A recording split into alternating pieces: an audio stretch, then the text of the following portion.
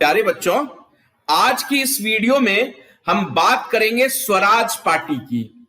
तो ये एक पॉलिटिकल पार्टी थी जिसको कि कांग्रेस के ही लीडर्स ने बनाया था।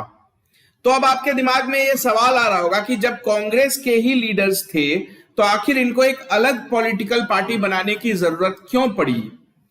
तो कुछ ऐसे हालात बन गए थे जिससे कि कांग्रेस में रहते रहते ही इनको एक अलग पॉलिटिकल पार्टी बनाने की जरूरत पड़ी। और ये पॉलिटिकल पार्टी ने 1920 से लेकर 1930 का जो डेकेड है उसकी पॉलिटिक्स में बहुत इंपॉर्टेंट रोल प्ले किया। तो इसलिए एक इंपॉर्टेंट चैप्टर हो जाता है इंडियन फ्रीडम स्ट्रगल का। तो हमको डिटेल में स्वराज पार्टी के बारे में जानना है। तो आओ हम डिटेल में जाने कि ये पॉलिटिकल पार्टी क्या थी, किन लोगों ने इनको इस पार्टी का फॉर्मेशन किया था, इसके क्या पॉलिटिकल एजेंडास थे, क्या इसके अचीवमेंट्स वगैरह रहे। तो आओ डिटेल में हम जानते हैं इन सारी चीजों को। तो पहले थोड़ी बैकग्राउंड हमको समझ लेनी होगी। तो ये जो पॉलिटिकल पार्टी है ये 1922 में स्टैब्लिश की गई। तो इसके पहले का टाइम पीरियड अगर आप ध्यान से समझो, इसकी पिछली वीडियो अगर आपने देखी होगी तो नॉन कोऑपरेशन मूवमेंट और खिलाफत आंदोलन देश में चल रहा था 1920 से लेके 1922 तक। ये दो बड़े आंदोलन पूरे देश में जोर शोर से चलाए जा रहे थे। तभी चौरी चौरा की घटना हो गई थी। चौरी चौरा की घटना हुई थी ना 5 फरवरी को। 5 फरवरी 1922 के दिन क्या हुआ था, तो चौरी चौरा में भीड़ ने एक थाने को घेर के उसमें आग लगा दी थी, जिसकी वजह से 22 पुलिस वाले जल के मर गए थे। तो इसी घटना से दुखी होके गांधी जी ने नॉन कोऑपरेशन मूवमेंट को रिकॉल कर लिया था कि अचानक से नॉन कोऑपरेशन मूवमेंट को रोक दिया गया था। गांधी जी ने कहा था कि वायलेंस हो गई है, हिंसा हो गई है और मैं हिंसा को सपोर्ट नहीं कर सकता। तो अचानक से जो नॉन कोऑपरेशन मूवमेंट पूरे देश में चल रहा था वो अचानक से रोक दिया गया और इसके साथ ही गांधी जी को भी 6 साल के लिए जेल में डाल दिया। तो अब अचानक से पॉलिटिकल सिचुएशन ही बदल गई। पहले तो सब कुछ ठीक चल रहा था, पूरा देश मिलके नॉन कोऑपरेशन मूवमेंट में पार्ट ले रहा था। अब अचानक से मूवमेंट भी रुक गया और गांधी जी भी जेल में चले गए। तो अब कांग्रेस को समझ में नहीं आ रहा था कि अब आगे जो इस लड़ाई को कैसे जारी रखें। साथ ही साथ गांधी जी के इस फैसले से बहुत ज्यादा लोग खुश नहीं थे कि गांधी जी ने अकेले ही फैसला ले लिया बिना किसी से कंसल्ट किए, एक छोटी सी घटना को की वजह से इतना बड़ा मूवमेंट रोक दिया। तो इससे कांग्रेस के ऊपर भी खतरा मंडराने लगा। जो लोगों का फेथ था कांग्रेस के ऊपर वो भी कहीं ना कहीं डगमगाने लगा कि आप बिना पूछे कभी कोई फैसला ले लेते हो, कभी कोई फैसला ले लेते हो। तो इसी ये कंफ्यूजन का माहौल चारों तरफ फैल गया था।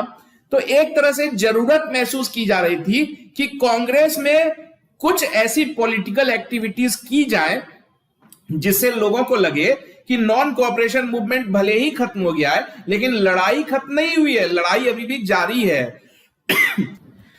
तो एक तरह से इस बात की जरूरत महसूस हो रही थी कि इमीडिएटली कुछ पॉलिटिकल एक्टिविटीज फिर से शुरू की जाए ताकि लोगों का भरोसा बना रहे।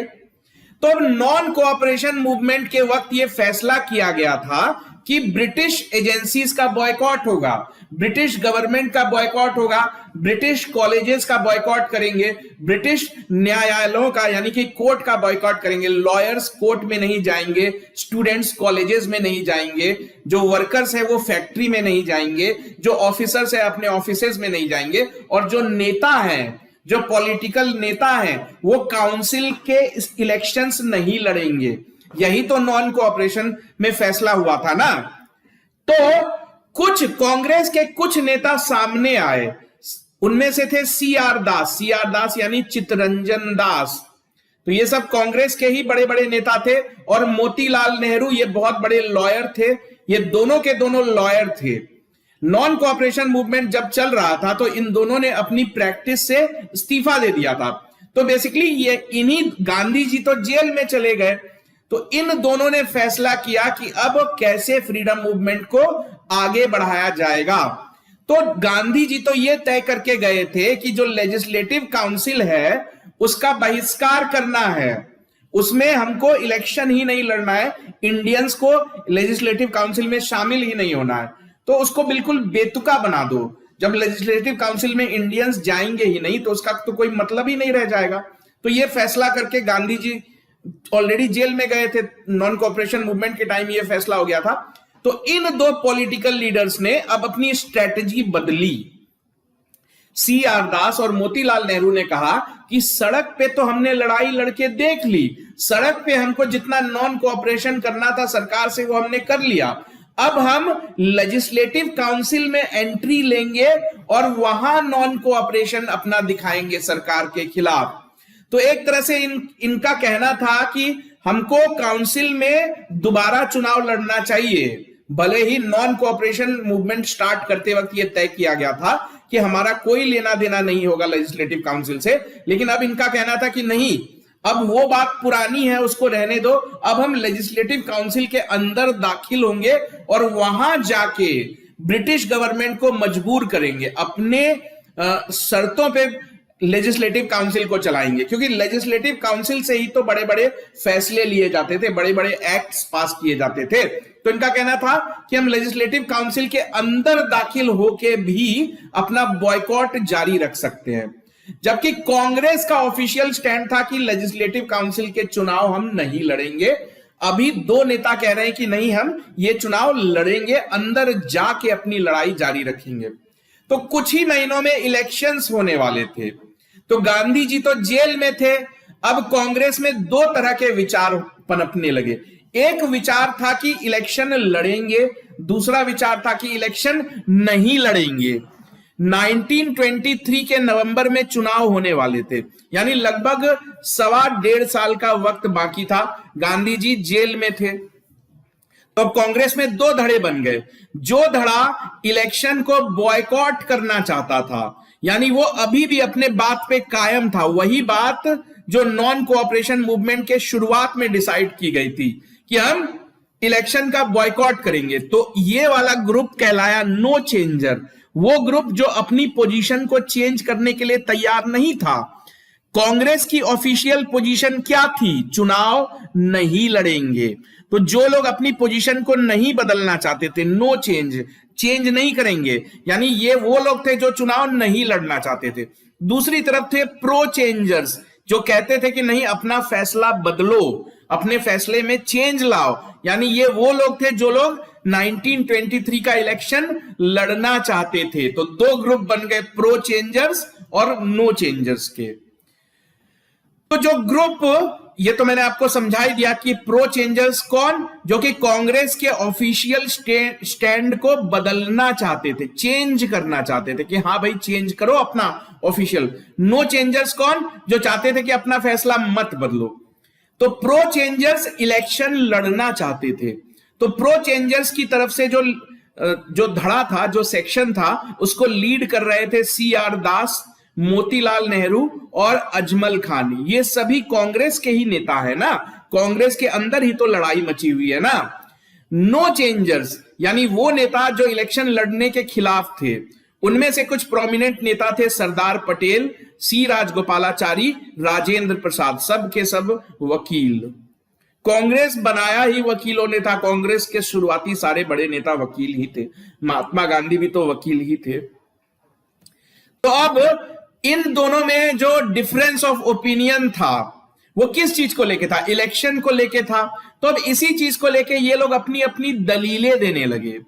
तो जो प्रो चेंजर्स थे, प्रो चेंजर्स ने आगे चल के एक पार्टी बनाई, वही पार्टी स्वराज पार्टी कहलाई। तो ये प्रो चेंजर्स स्वराजिस्ट कहलाते थे। स्वराजिस्ट क्यों कहलाते थे? क्योंकि स्वराज का मतलब है सेल्फ रूल। इलेक्शन लड़ोगे, सरकार का हिस्सा बनोगे, तभी तो सेल्फ रूल ले पाओगे। तो ये प्रो चेंजर्स स्वराजिस्ट कहलाए और इन्होंने दलील देनी स्टार्ट की कि अगर हम काउंसिल का चुनाव लड़ते भी हैं, काउंसिल के अंदर एंट्री भी लेते हैं, तो ये किसी भी तरह से नॉन कोऑपरेशन मूवमेंट को धोखा देना नहीं है। नॉन कोऑपरेशन मूवमेंट के वक्त यही तय किया गया था ना कि गवर्नमेंट को परेशान करना है, गवर्नमेंट से जरा भी कोऑपरेट नहीं करना है। तो वही काम हम काउंसिल के अंदर जाके भी तो कर सकते हैं। काउंसिल के अंदर जाके भी तो सरकार के फैसलों को लागू होने से रोक सकते हैं।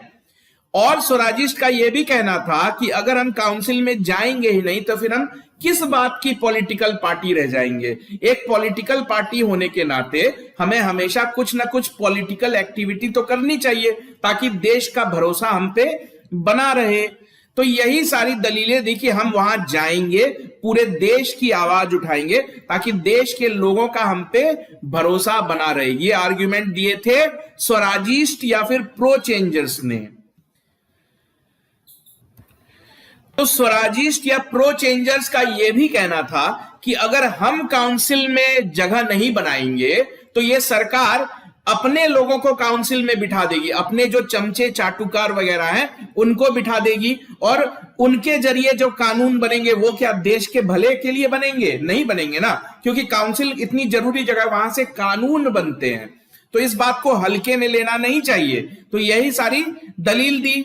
तो बेसिकली स्वराजिस्ट का कहना था कि सड़क की लड़ाई को हम पॉलिटिकल फील्ड में लड़ेंगे, काउंसिल के अंदर एंट्री लेके लड़ेंगे। तो ये तो इनकी दलील थी। दूसरी तरफ नो चेंजर्स, ये वो लोग थे जो चाहते थे कि नहीं इलेक्शन हमको उसमें हिस्सा नहीं लेना है, कांग्रेस को हिस्सा नहीं लेना है। तो इन्होंने क्या दलील दिया?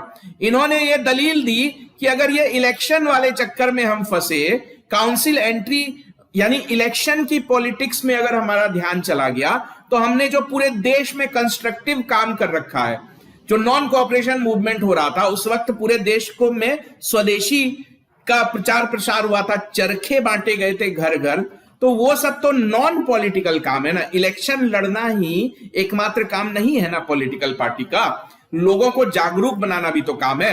तो इनकी दलील यही थी कि अगर इलेक्शन वाली पॉलिटिक्स के चक्कर में फंसेंगे तो ये जो जरूरी काम हम कर रहे हैं वो सफर हो जाएगा, इस तरह के कामों पे असर पड़ेगा।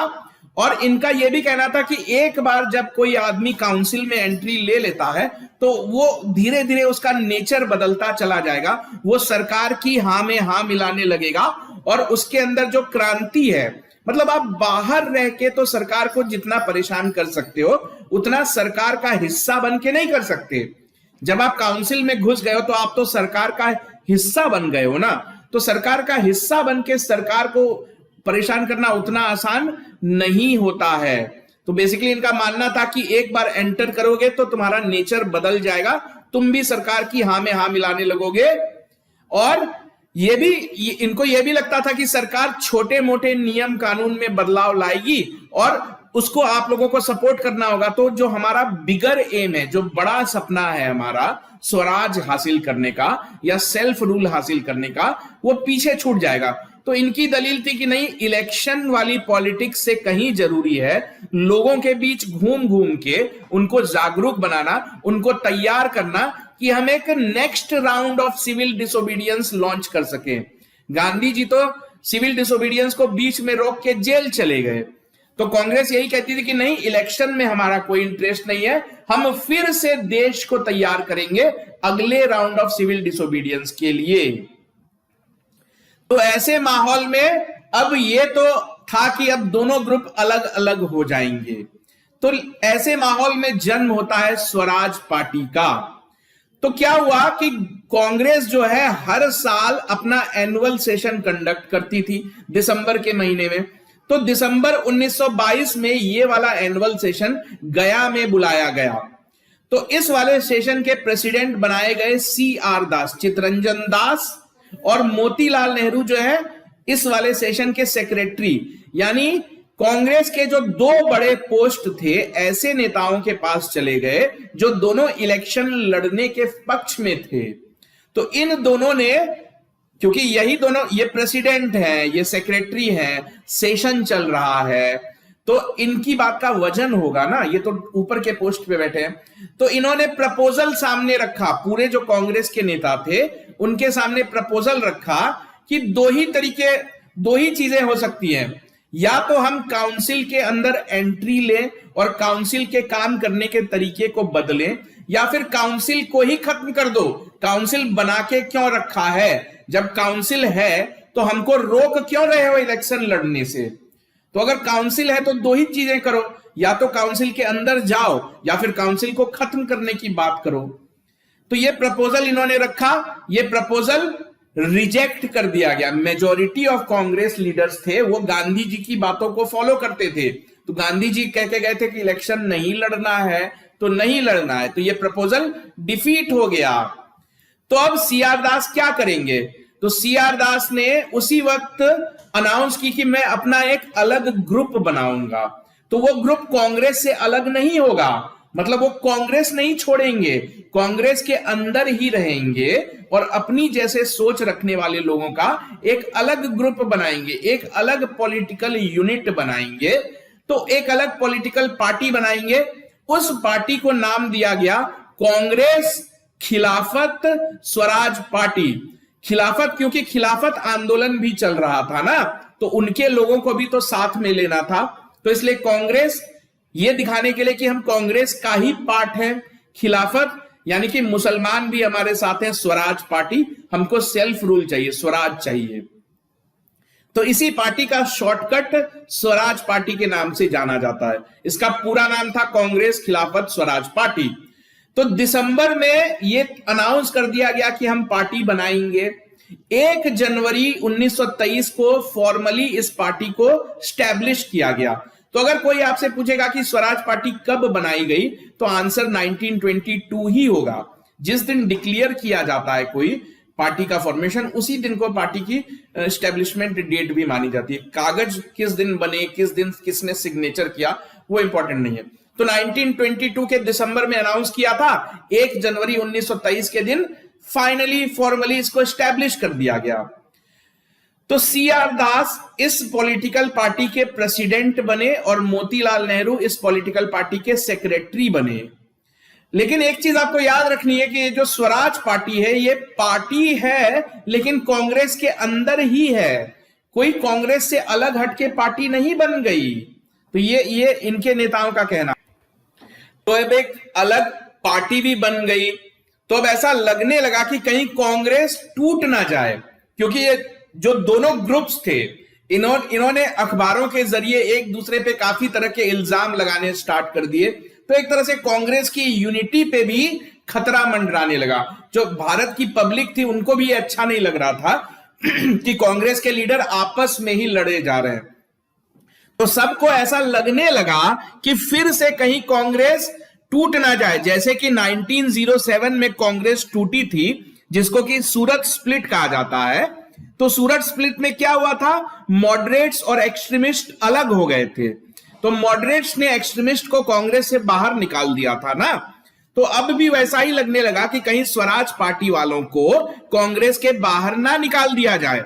तो चारों तरफ से कोशिशें की जाने लगी कि नहीं, किसी भी तरह से दोनों ग्रुप को मनाओ, कांग्रेस को टूटने से बचाओ। तो सारे लोग इस चीज को समझते थे। तो दोनों ग्रुप्स के बीच में जो है निगोशिएशंस कराए जाने लगे। तो दोनों ग्रुप एक चीज पे तो राजी थे कि काउंसलिंग एंट्री की बात को आप थोड़ी देर के लिए साइड में रख दो, तो काउंसिल के बाहर भी एजिटेशन करना जरूरी है, यानी काउंसिल के बाहर भी मास मूवमेंट चलाना है। इसके लिए दोनों ग्रुप राजी हो गए कि काउंसिल एंट्री अपनी जगह, लेकिन काउंसिल के बाहर सड़कों पे जो लड़ाई है वो हम जारी रखेंगे। दोनों ही जो ग्रुप थे, दोनों ही ग्रुप गांधी जी को ही अपना लीडर मानते थे। दोनों ग्रुप, कोई नहीं चाहता था कि कांग्रेस छोड़ दे, कांग्रेस छोड़ेंगे तो गांधी जी को भी छोड़ना पड़ेगा, कोई इस बात के लिए तैयार नहीं था। तो जब ऐसा लगा कि भाई दोनों ग्रुप निगोशिएशन अच्छे से, मतलब निगोशिएशन के टेबल पे थे, तो फाइनली कांग्रेस का फिर से सेशन हुआ। सितंबर 1923 में कांग्रेस का सेशन बुलाया गया। वहां इस मुद्दे को रखा गया कि इन स्वराज पार्टी वालों का क्या करना है। तो काफी डिस्कशन हुई, तो ऐसा फैसला लिया गया कि नहीं, इनको कांग्रेस के बाहर नहीं करेंगे, कांग्रेस को मजबूत बनाए रखना है। तो फाइनली स्वराज पार्टी वालों को इजाजत मिल गई, कांग्रेस ने इजाजत दे दी इन लोगों को कि ठीक है, आप लोग इलेक्शन लड़ो, कोई दिक्कत नहीं है। तो आप लोग कांग्रेस के अंदर से ही रह के इलेक्शन लड़ो, लेकिन इलेक्शन लड़ते वक्त आपको एक नई पार्टी की तरह खुद को प्रोजेक्ट करना होगा, क्योंकि कांग्रेस तो इलेक्शन लड़ेगी नहीं और आपको कांग्रेस से हम निकाल नहीं रहे हैं। तो आप बस इतना करना कि अपने पार्टी के नाम पे इलेक्शन लड़ना, यानी स्वराज पार्टी के नाम पे इलेक्शन लड़ना और अपना अलग सिंबल यूज करना। कांग्रेस का सिंबल यूज मत करना, क्योंकि कांग्रेस पहले ही वादा कर चुकी है कि हम काउंसिल एंट्री में इंटरेस्टेड नहीं है। तो इस तरह इनको इजाजत मिल गई, ये अब इलेक्शन लड़ने के लिए आजाद हो गए। अब इलेक्शन में इनकी परफॉर्मेंस कैसी रही? तो जब सितंबर 1923 में फैसला, इनको इजाजत मिली, नवंबर में चुनाव होने थे, तो काफी कम वक्त इनको मिला चुनाव लड़ने के लिए, लेकिन उस कम वक्त में भी इन्होंने मतलब बहुत अच्छा परफॉर्म करके दिखाया। तो उस वक्त के जो चुनाव होते थे उसमें देश के हर नागरिक को वोट देने का हक नहीं होता था।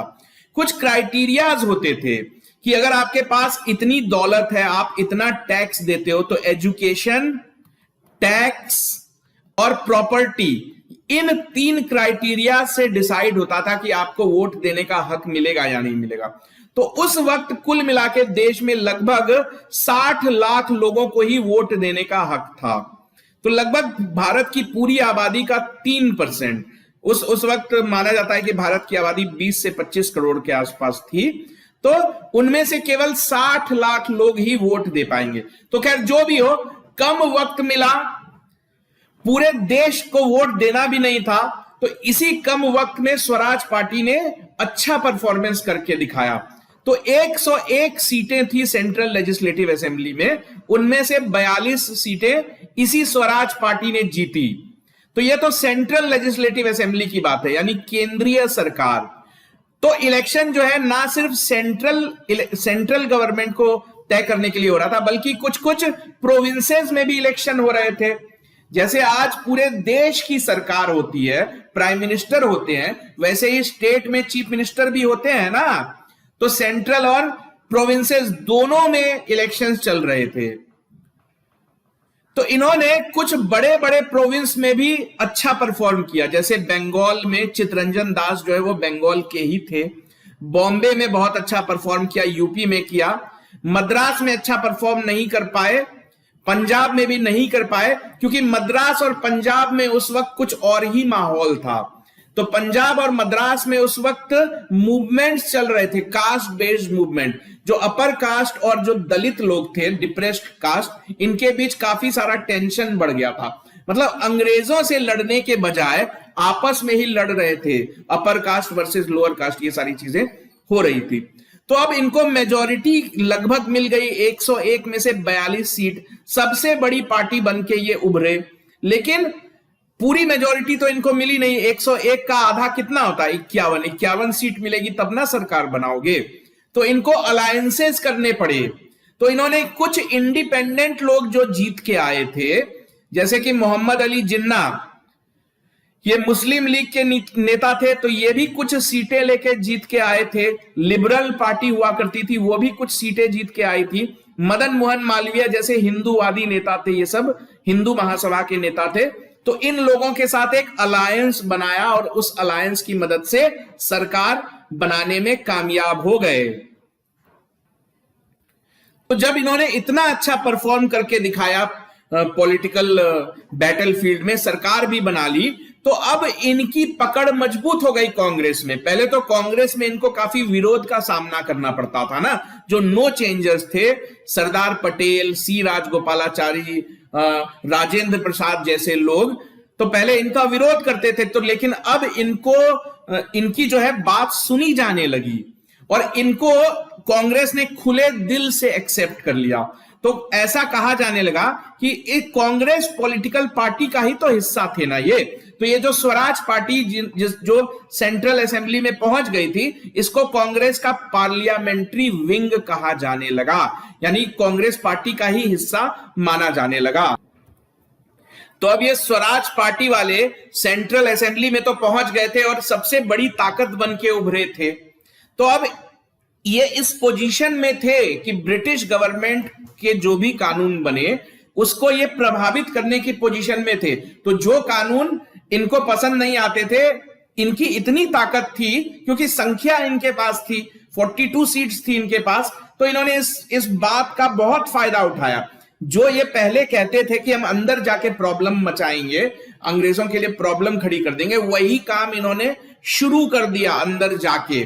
तो गवर्नमेंट को अंदर जाके इन्होंने मजबूर कर दिया, जो कानून देश के हित में नहीं होते थे ये उसके खिलाफ वोट देके उस तरह के कानूनों को पास ही नहीं होने देते थे। तो इसी स्वराज पार्टी के एक बहुत बुजुर्ग मेंबर थे, बहुत सीनियर मेंबर थे, विट्ठल भाई पटेल। ये विट्ठल भाई पटेल सरदार पटेल के बड़े भाई थे, ठीक है। और ये स्वराज पार्टी को बनाने में इन्होंने भी काफी योगदान दिया था, अपने भाई के खिलाफ गए थे। ये सरदार पटेल नो चेंजर थे, उनके बड़े भाई विट्ठल भाई पटेल प्रो चेंजर थे, इसीलिए इलेक्शन लड़ा था। तो यही विट्ठल भाई पटेल सेंट्रल लेजिस्लेटिव असेंबली के प्रेसिडेंट चुने गए। तो अब यहां से इन लोगों ने अपना काम चालू कर दिया।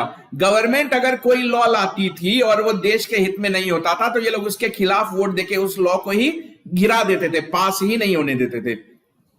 तो इनकी बार बार डिमांड होती थी कि जो बजट है उसमें शिक्षा का बजट आपको बढ़ाना है, एजुकेशन पे ज्यादा खर्च करो, डिफेंस पे कम खर्च करो। तो बजट के भी कई सारे ऐसे नियम कानून होते थे, उनको भी इन्होंने कह लो कि मतलब उसके खिलाफ वोटिंग करनी स्टार्ट कर दी। तो गवर्नमेंट पूरी तरीके से परेशान होने लगी। कई बार इन्होंने ब्रिटिश गवर्नमेंट के लाए कानूनों को पास होने से रोका और कई ऐसे मौके आए, कई ऐसे कानून इन लोगों ने बनवाए जिसकी मदद से पॉलिटिकल प्रिजनर्स को जेल से छुड़ाया गया। जो जेल में बंद थे ना फ्रीडम फाइटर्स, तो उनको ये क्योंकि पॉलिटिशियन थे, सेंट्रल असेंबली में बैठे थे, तो इनकी बात तो सरकार को सुननी पड़ेगी ना। तो इन्होंने बहुत सारे ऐसे पॉजिटिव काम किए। तो इनका जो सबसे मेन एग्जाम्पल दिया जाता है इनके सक्सेस का, वो था कि एक पब्लिक सेफ्टी बिल आया था, पब्लिक सेफ्टी बिल 1928। तो ये पब्लिक सेफ्टी बिल काफी कंट्रोवर्शियल था क्योंकि उस वक्त जो है कम्युनिस्ट और जो सोशलिस्ट पॉलिटिकल ग्रुप्स हैं वो ताकतवर हुए जा रहे थे। तो ये कम्युनिस्ट, ये सब माना जाता था कि रशिया से कंट्रोल होते थे। सोशलिस्ट और कम्युनिस्ट यानी कहा जाता था कि रशिया जो है भारत में दखल अंदाजी कर रहा है। तो ब्रिटिशर्स नहीं चाहते थे कि रशिया का प्रभाव भारत में बढ़े, तो एक नियम लेके आए वो पब्लिक सेफ्टी बिल। इस नियम के मुताबिक कोई भी फॉरेनर जो संदिग्ध होता, यानी कि कह लो कि जिसको ब्रिटिश गवर्नमेंट को ऐसा लगता कि ये कम्युनिस्ट या सोशलिस्ट टेंडेंसीज को भारत में बढ़ावा दे रहा है, एक तरह से कह लो तो रशिया के इशारे पे काम कर रहा है, तो उसको देश के बाहर कर दिया जाएगा। ऐसा नियम था पब्लिक सेफ्टी बिल। तो लेकिन ये बात स्वराज पार्टी वालों को पसंद नहीं आई कि आप तो पब्लिक सेफ्टी बिल के नाम पे फिर तो आप किसी को भी देश के बाहर कर दोगे, भले ही वो हमारे हित की ही बात क्यों ना करे। अब एग्जाम्पल के लिए एनी बेसेंट को लो। एनी बेसेंट इंडियन तो नहीं थी, लेकिन हमेशा बात तो इंडिया की ही करती थी ना। तो इस पब्लिक सेफ्टी बिल को हरा दिया, पास ही नहीं होने दिया स्वराज पार्टी ने। तो ये लेजिस्लेटिव असेंबली का बहुत फायदा उठाते थे, बहुत पावरफुल स्पीचेस देते थे। वही स्पीचेस अगले दिन अखबारों में छपती थी, जो उसका रेडियो पे टेलीकास्ट वगैरह होता था। तो पूरे देश में एक तरह से माहौल बनने लगा कि भले ही कांग्रेस तो असेंबली में नहीं है, लेकिन कांग्रेस के अपने ही लोग हैं, यानी कांग्रेस के खाते में भी ये क्रेडिट जाने लगा कि देखो कांग्रेस ने अभी भी लड़ाई जारी रखी हुई है। तो जिस वक्त महात्मा गांधी जेल में थे, बहुत ज्यादा कुछ हो नहीं रहा था, उस वक्त की जो पॉलिटिकल एक्टिविटी थी उसका एपी सेंटर यही लोग बन गए थे। तो देश की जो पूरी पॉलिटिकल एक्टिविटी उस वक्त हो रही थी वो स्वराज पार्टी के माध्यम से ही हो रही थी। तो इसी बीच 5 फरवरी 1924 के दिन महात्मा गांधी को जेल से छोड़ दिया गया। कहा तो गया था कि महात्मा गांधी को 6 सालों तक जेल में रहना होगा, लेकिन उनकी तबीयत इतनी बिगड़ती गई कि उनको फाइनली जेल से छोड़ना पड़ा। तो जब वो जेल से बाहर आए तो तब तक तो स्वराज पार्टी काफी फेमस हो चुकी थी, पॉपुलर हो चुकी थी, इलेक्शंस वगैरह जीत चुकी थी। तो अब गांधी जी ने सोचा कि ये जो कांग्रेस में 2 ग्रुप्स बन गए हैं, इन दोनों को आपस में इन दोनों की दोस्ती करा दी जाए। तो महात्मा गांधी ने एक स्टेटमेंट इशू किया। उस स्टेटमेंट, जैसे स्वराज पार्टी के 2 बड़े नेता कौन थे, सीआर दास और मोतीलाल नेहरू, उस स्टेटमेंट में कहा कि हमारी तरफ से यानी कि कांग्रेस की ही तरफ से CR दास और Motilal Nehru central legislative assembly में अपना काम जारी रखे, बहुत अच्छा काम कर रहे हैं। तो एक तरह से गांधी जी ने अपने मुंह से यह बात कह दी कि ये जो स्वराज पार्टी है ये तो कांग्रेस का इंटीग्रल पार्ट है, कांग्रेस का अभिन्न अंग है। तो स्वराज पार्टी को लेजिटिमेसी मिल गई, कांग्रेस में जो भी इनके खिलाफ था सबकी आवाज बंद हो गई। जब गांधी जी कह रहे हैं तो कोई इसका विरोध तो कर नहीं सकता। तो गांधी जी ने एक तरह से इंटीग्रल पार्ट बनाने को कहा कि स्वराज पार्टी हमसे अलग नहीं है, हमारा ही अभिन्न अंग है। तो गांधी जी के इस फैसले का स्वागत दिसंबर में बेलगाम में कांग्रेस का सेशन हुआ। क्योंकि गांधी जी अभी अभी जेल से छूटे थे, दोनों ग्रुप्स की दोस्ती करानी थी, इसलिए गांधी जी को ही प्रेसिडेंट बनाया गया कि आप ही एकमात्र नेता हो जिसकी बात ये दोनों ग्रुप सुनेंगे। तो बच्चों बड़े ध्यान से याद रखना कि गांधी जी कांग्रेस के सबसे बड़े नेता थे, लेकिन अपने पूरे जीवन में सिर्फ एक ही बार गांधी जी कांग्रेस के प्रेसिडेंट बने। वो इसी साल बने, 1924 में ही बने। उनको मजबूरी में बनना पड़ा क्योंकि दोनों ग्रुप्स की दोस्ती करानी थी। तो आप याद रखोगे कि बेलगाम सेशन ऑफ कांग्रेस जो कि 1924 में हुआ था, एकमात्र टाइम जब गांधी जी प्रेसिडेंट बने वो यही इसी वक्त 1924 में ही। तो अब दोनों ग्रुप्स को मिलाने की बात होने लगी, दोनों ग्रुप्स में दोस्ती कराने की बात होने लगी। तो अभी भी पूरी तरीके से दोनों ग्रुप्स में दोस्ती तो नहीं हो पाई थी, दोनों ग्रुप्स अपने अपने काम में बिजी थे। जो स्वराज पार्टी वाले थे वो पॉलिटिकल मतलब काउंसिल में, लेजिस्लेटिव काउंसिल में अपनी एक्टिविटीज को जारी रखे हुए थे। जो नो चेंजर्स थे वो पूरे देश में घूम घूम के लोगों में जागरूकता फैलाते थे, मतलब अपना अपना काम कर रहे थे। इसी बीच 1927 में साइमन कमीशन अनाउंस हो जाता है। हम साइमन कमीशन की वीडियो आगे देखेंगे। तो ये साइमन कमीशन बेसिकली भारत इसलिए भेजा गया था कि भारत के लोगों से ये डिस्कशन करके भारत के कॉन्स्टिट्यूशन को बनाने में एक उसका फीडबैक चाहता था। ये कमीशन भेजा गया था कि भारत के पॉलिटिकल पार्टीज वहां के लोगों से बातचीत करो कि जो आने वाला कॉन्स्टिट्यूशन है वो कैसा कॉन्स्टिट्यूशन चाहते हैं। तो उस वक्त जो secretary of state for India थे लॉर्ड बिरकनहेड, उन्होंने इंडियंस को चैलेंज किया क्योंकि इंडियंस साइमन कमीशन का बॉयकॉट कर रहे थे। बॉयकॉट करने की वजह थी कि साइमन कमीशन के सातों मेंबर ब्रिटिश थे, एक भी इंडियन नहीं था। तो ये सारे ब्रिटिशर्स मिलके इंडिया का कॉन्स्टिट्यूशन बनाएंगे, ये बात भारत के लोगों को अच्छी नहीं लगी, इसलिए साइमन कमीशन का विरोध करने लगे। तो ये लॉर्ड बिरकनहेड ने कहा कि तुम इंडियन साइमन कमीशन का विरोध करते हो, क्यों कर रहे हो? हम तो साइमन कमीशन इसलिए भेज रहे हैं क्योंकि तुम इंडियंस में इतनी हैसियत नहीं है कि तुम लोग आपस में मिल बैठ के कोई कॉन्स्टिट्यूशन बना लो। तो यही चीज इंडिया के पॉलिटिशियंस को बुरी लग गई। ठीक, तो दो वजह से इनमें यूनिटी हो गई। एक तो अब आपस के झगड़े को भुला के साइमन कमीशन का विरोध करना था, कांग्रेस को आपस के झगड़े बंद करने थे। दूसरी चीज क्या थी कि मोतीलाल नेहरू ने ये लॉर्ड बिरकनहेड का चैलेंज एक्सेप्ट किया कि तुमने हमको चैलेंज किया कि हम अपना कॉन्स्टिट्यूशन नहीं बना सकते, तो हम सारे कांग्रेस वाले मिलके बाकी पॉलिटिकल पार्टीज से डिस्कस करके आपको एक कॉन्स्टिट्यूशन बना के दिखाते हैं।